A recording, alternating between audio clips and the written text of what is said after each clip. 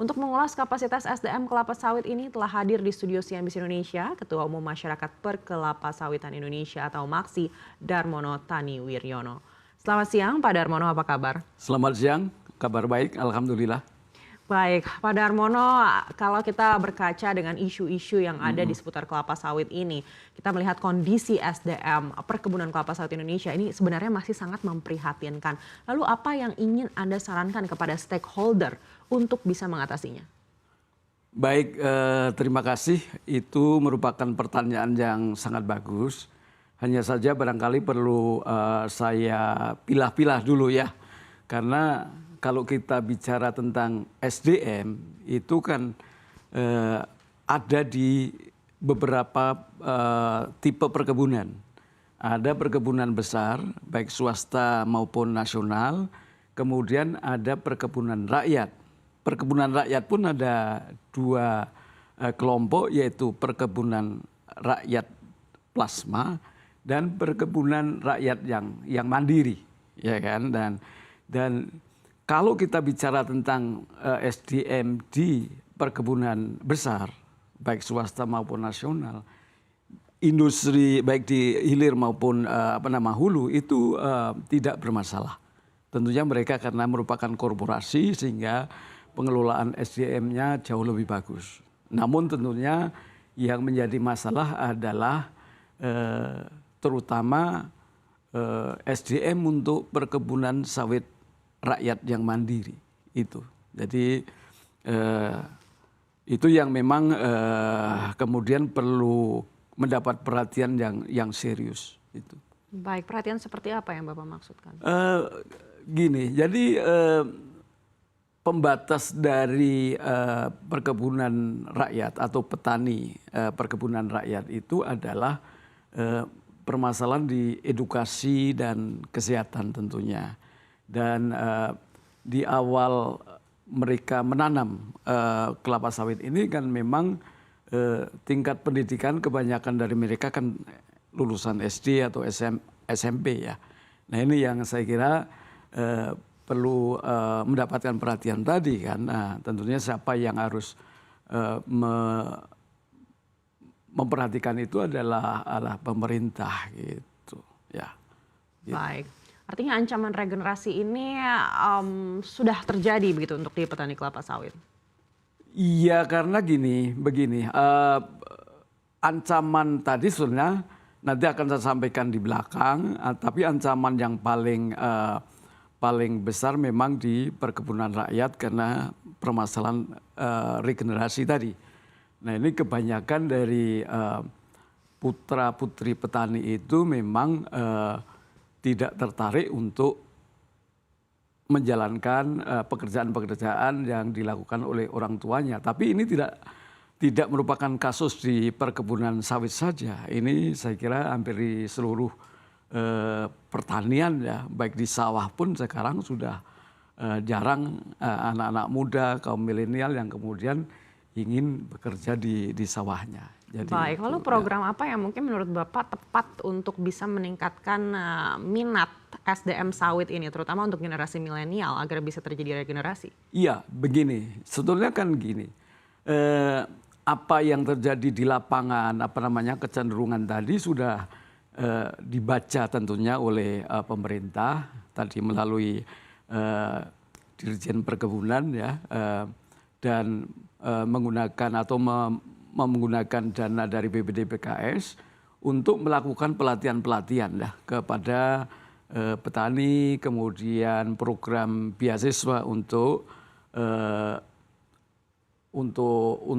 sawit ya. Ini dilakukan di banyak perguruan tinggi di Indonesia. Jadi saya kira itu merupakan langkah yang bagus untuk yang sudah diambil oleh pemerintah, dan ini sudah berjalan sejak tahun 2016 yang lalu ya itu. Jadi melalui program pendidikan di perguruan tinggi yang ada di Indonesia. Sejak 2016 hingga sekarang sudah hampir akhir 2023. Betul. Menurut evaluasi Bapak, apakah program ini sukses? Artinya bisa terjadi regenerasi untuk kembali lagi ke kebun atau seperti apa? Iya, permasalahan kan begini ya, sekarang itu kan sudah banyak kondisi yang berbeda dari 25 tahun atau 30 tahun yang lalu. Kondisi yang berbeda tentunya dalam hal kemajuan teknologi ya gitu loh ya. Sehingga tadi sudah saya sampaikan bahwa kaum milenial generasi baru ini tidak kurang menyukai dengan pekerjaan-pekerjaan yang kotor, yang keras seperti yang dilakukan oleh bapaknya ya, dan mereka lebih menyukai dengan adanya teknologi-teknologi baru ya, teknologi informasi yang baru, kemudian digitalisasi dan segala macam, sehingga mereka lebih suka ke sana gitu. Itu saya kira pilihan bagi mereka. Nah, memang tadi sudah diadakan program beasiswa untuk putra-putri petani ya khususnya. Namun memang faktanya yang saya dengar dari beberapa pimpinan lembaga perguruan tinggi yang menyelenggarakan program ini, itu banyak di antara mereka yang lebih senang untuk bekerja di perkebunan besar, gitu loh ya, dan belum mau sepenuhnya untuk kembali ke kampungnya untuk menjadi petani seperti yang kita harapkan kan gitu loh. Tapi ini tentunya kita harus carikan solusi ya ke depannya ini, karena kita tidak bisa memaksakan kepada mereka, tetapi kepada mereka ini kita siapkan pekerjaan-pekerjaan yang sesuai dengan minat mereka, tetapi masih berhubungan dengan kelapa sawit tentunya. Baik, artinya jika para anak-anak muda ini lebih suka untuk bekerja di perkebunan yang besar, lalu kapasitas SDM perkebunan kelapa sawit di tiap daerah ini jadinya seperti apa, Pak? Apakah hingga sekarang ini masih banyak terjadi ketimpangan? Tadi kan ketimpangan tadi kan memang yang terjadi sekali lagi ini bukan di perusahaan besar, tetapi tadi di perkebunan sawit rakyat yang mandiri. Ya, kalau untuk yang plasma itu karena mendapatkan bimbingan langsung dari perkebunan inti sehingga mereka lebih diuntungkan ya. Tetapi tadi sekali lagi yang mandiri tadi yang bermasalah, dan saya kira itu ada solusi ke depan. Tadi saya sampaikan ke depan itu kan permasalahan di perkebunan kan tidak hanya dalam hal dalam hal melakukan pekerjaan-pekerjaan berat ya gitu loh ya. Jadi kaum milenial ini harus kita siapkan untuk menyongsong tadi era-era baru, era digitalisasi. Jadi mereka bisa membantu ya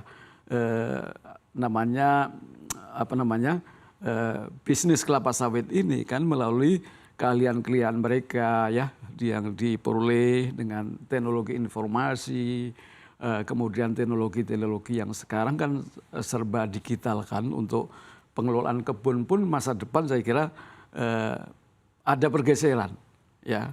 Ini sangat boleh saya ceritakan yang terjadi di Malaysia. Di Malaysia itu sekarang sudah terjadi kesulitan dalam memperoleh tenaga kerja kan. Tenaga kerja menjadi sangat mahal, apalagi beberapa waktu yang lalu terdampak oleh COVID ya kan, banyak sekali tenaga dari luar negeri yang dipulangkan dari Malaysia, dan saya kira kesulitan tenaga kerja seperti yang di Malaysia ini juga akan terjadi di Indonesia karena pergeseran nilai tadi.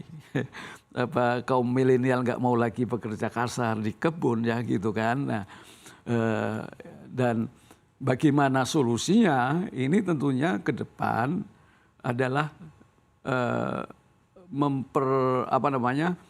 mengembangkan teknologi mekanisasi aplikasi. Jadi ada pergeseran nanti tenaga manusia ini baik di perkebunan besar maupun perkebunan rakyat adalah menggunakan mekanisasi. Saya kira itu yang perlu dilakukan untuk pekerjaan-pekerjaan yang di kebun ya. di kebun. Karena di kebun itu kan ada pekerjaan pemupukan, ada pekerjaan pemanenan, ada pekerjaan pengangkutan buah yang semua adalah pekerjaan-pekerjaan yang berat gitu loh.